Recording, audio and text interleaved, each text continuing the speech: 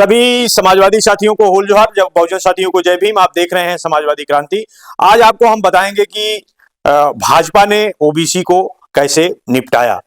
आप ध्यान से मेरी वीडियो को देखिएगा कि भाजपा ने ओबीसी को कैसे निपटाया।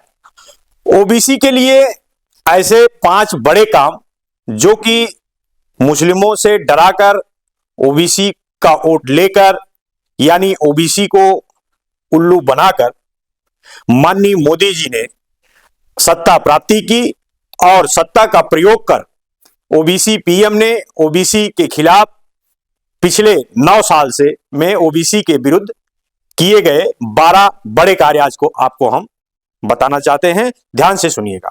पहला, ओबीसी को 27% में ही सीमित किया। भले ही उनके अंक जनरल कैटेगरी से अधिक आए, वो 27% में ही जाएगा। इस प्रकार क्योंकि ओबीसी लगभग 54% है कि मेरिट कट ऑफ जनरल से अधिक जाने लगी, जबकि पूर्व व्यवस्था में ओबीसी के लिए ओबीसी के ऐसे प्रतिभाशाली जिनके मार्क्स जर्नल के बराबर या अधिक आते थे, उन्हें जर्नल में काउंट किया जाता था। ये आपको नहीं दिखता है, पता नहीं क्यों। अब आते हैं दूसरी बात पे। दूसरी बात में है कि आईएएस की लेटरल एंट्री में ओबीसी के लिए कोई जगह सुनिश्चित नहीं है कि जबकि पीएम प्रधानमंत्री ओबीसी का है, ये आपको नहीं दिखता, पता नहीं क्यों। तीसरा नंबर आप ध्यान दीजिएगा, सिविल सर्विस परीक्षा 2015 में ओबीसी के चयनित लगभग 150 आईएएस को इसलिए बाहर कर दिया गया क्योंकि इतने ही ओबीसी आईएएस ने जर्नल की लिस्ट में अपनी जगह बनाई थी। ओबीसी के ऐसे आईएएस को 27% में घुसेड़ा और ओबीसी की जगह बनाने वाले कम मेरिट वाले आईएएस को चयन के बाद बाहर कर दिया। किंतु यह भी आपको दिखाई नहीं दे रहा है। अब वजह चाहे कुछ भी हो, क्यों नहीं दिखाई दे रहा।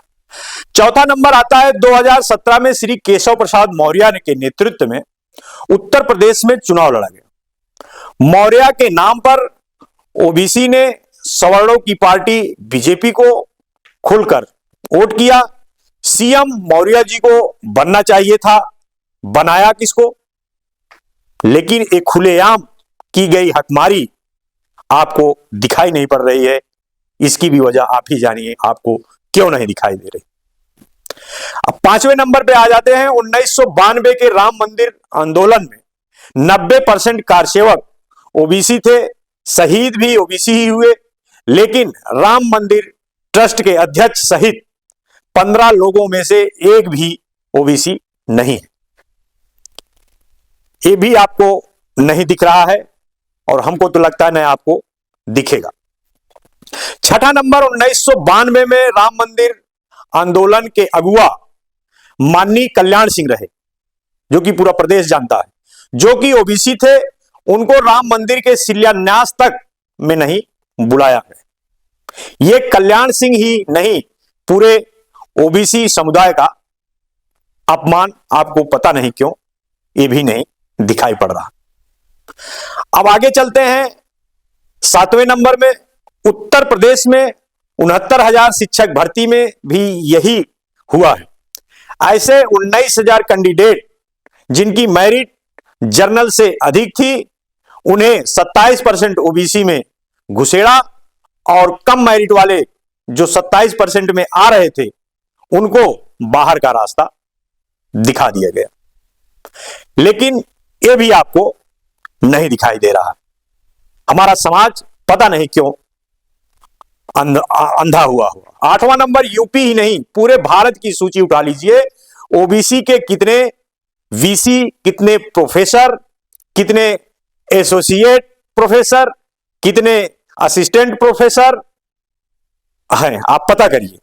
वीसी 1% भी नहीं है, प्रोफेसर 2% भी नहीं है, एसोसिएट प्रोफेसर 3% भी नहीं है, असिस्टेंट प्रोफेसर 5% भी नहीं है। होने कितने चाहिए? कम से कम 27%। अब जो भर्तियां हो रही हैं उनमें ओबीसी पद पर एनएफएस घोषित कर जनरल सवर्णों को भरा जा रहा है, लेकिन आपको बिल्कुल भी दिखाई नहीं दे रहा है। हमारे समाज के कितने बुद्धिजीवी कितना आपको सिखा रहे हैं। 9वां नंबर है, आपको सवर्णों को बिना मांगे, बिना आंदोलन के, बिना समीक्षा के ईवीएस, जिसको आप सुदामा आरक्षण दे दिया संविधान के विरोध में जाकर, किंतु हमारे समाज को दशकों पुरानी आरक्षण की मांग पर कोई सुनवाई नहीं है। क्यों नहीं है, यह सवाल बनता है। ईवीएस गरीब सवर्ण की मेरिट एससी से भी कम जा रही है, क्योंकि 10% सवर्णों को 10% दे दिया। वो गरीब थे ही नहीं, ये भी तो पहले से 80% कब्जाए हुए, एक तो पहले से ही 80% कब्जाए। ये आपको पता नहीं, क्यों नहीं दिखता है और क्यों नहीं आपके ये बातें समझ में आती हैं। जब ओबीसी पीएम है, ओबीसी की स्कॉलरशिप बंद हो गई, क्यों, ये आपको पता है, आपको दिखाई देता है। वर्तमान में सबसे बड़ा मुद्दा यह है कि पीएम ओबीसी है, ओबीसी अपनी जनगणना कराना चाहता है, लेकिन हमारे ओबीसी पीएम के कानों पर जूं तक नहीं रेंग रही। कैसे ओबीसी हैं ये प्रधानमंत्री जी, घुटने पेट की तरफ झुकते हैं, लेकिन ये तो सवर्णों की तरफ झुके हैं। लेकिन आपको क्यों नहीं दिखता, आपकी आंखों पर वो मानसिक गुलामी की पट्टी बंधी हुई, इसलिए आपको कोई चीज दिख नहीं रही। प्रत्येक राज्य में बीजेपी ओबीसी वोट की बदौलत सत्ता प्राप्त करती है, किंतु बीजेपी के मुख्यमंत्रियों का इतिहास उठाकर देख लो, 90% मुख्यमंत्री सवर्णों को ही बनाया जाता है। सोचिए, समझिए, विचारिए, अवलोकन कीजिए, चिंतन कीजिए, मनन कीजिए, आपके साथ क्या हो रहा है।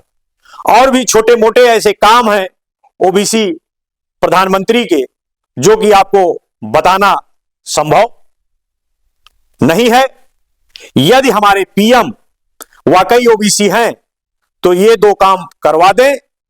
पहला, ओबीसी जनगणना करवा दे, दूसरा ईवीएस की तरह 10% सवर्णों को 10% दे दिया, 54% को 54% दिलवा दे, तो मैं मान जाऊंगा कि हमारे प्रधानमंत्री ओबीसी के हितैषी हैं। आज के लिए इतना ही। अगर हमारे चैनल पर आप पहली बार हैं तो चैनल को सब्सक्राइब करिएगा, और वीडियो अगर अच्छा लगे तो शेयर जरूर करिएगा। जय भीम, जय भारत, नमस्कार।